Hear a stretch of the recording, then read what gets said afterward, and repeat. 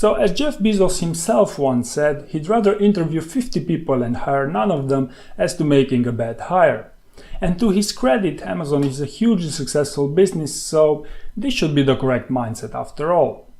Now, frankly speaking, there are a few people that are really good at what they're doing, but most likely they already have a job. So for the rest of us, we have to go the more traditional interviewing way. And as with any interviewing process, the idea is to differentiate yourself from the others. And notice here I said differentiate, not compete against other candidates, because the idea is to create some sort of competitive advantage. And the best way to do it is to get a strong referral. And in fact, it's also the Amazon recruiters themselves encouraging this as being a very strong differentiator. Because let's think about it. If you have to refer one of your friends to your own company, would you risk your company's time and reputation to hire somebody average or not fit for that job? I doubt you would, and this is why having a strong referral is the best way to skip the line. How do you get someone to refer you? So if you're asking yourself this question, you probably don't know anyone at Amazon, in which case I would encourage you to double check your social media connections.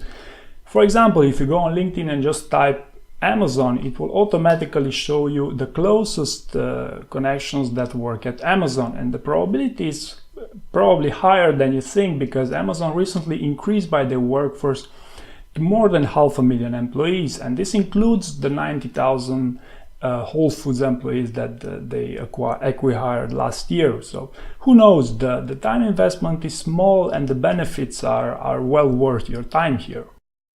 Another method here to improve your chances to pass some filters is to find out who is your hiring manager and just cold call them.